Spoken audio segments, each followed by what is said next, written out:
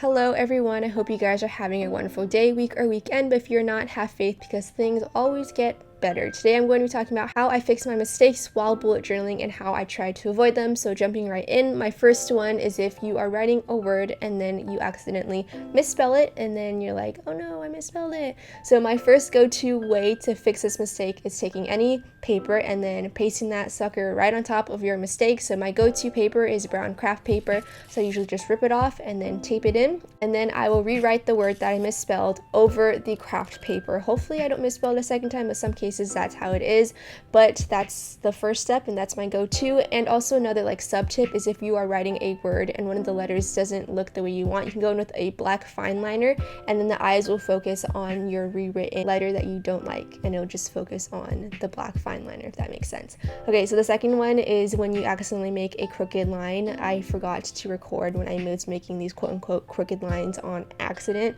but when you make a crooked line, you can go over with another fine liner, a thinner fine liner if you'd like, or the same kind, same thickness, but you can just go ahead and do the swiggly wiggly method that I like. So it kind of makes it look like you're trying to go for that wiggly, messy kind of look.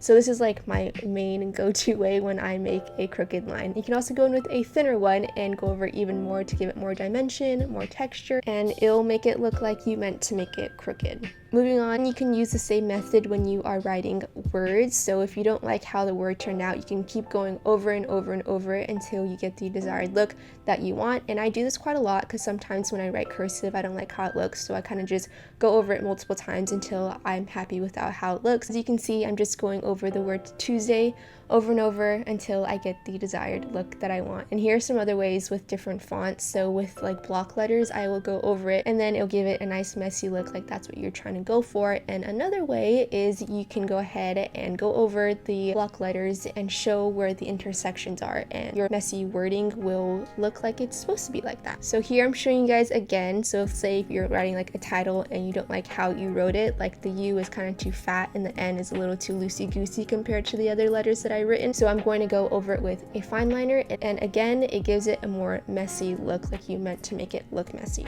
So yeah, that's also how I fix my lettering mistakes when I write something ugly. Okay, so moving on, another classic is just taking a black pen or marker and going over and blacking it out and then going in with a white fine liner and writing it on top. And also you can use whiteout if you want, but that's kind of basic. So you can take a black marker, cover it up, and write in white pen. Or if you don't want to do this, you can do the first method that I was talking about, where you take a piece of paper, you cut it out into a little rectangle, and then you paste it over the mistake that you just made. So now I'm going to try to explain how I draw my straight lines. So with the side of your hand, you always want it to be pressed against the page, and you want to drag it in like a slow, steady, but kind of fast movement. That's confusing, but you always want to make sure that it's pressed against the page while you're drawing the line. And also the part of your hand that touches the page, you want it to be level and you don't want it to be unbalanced. So make sure your hand isn't obviously hanging off of the book. You want your hand to have support so you can have a steady and straight line. So yeah, that's kind of how I draw my straight lines. And if you hear this noise,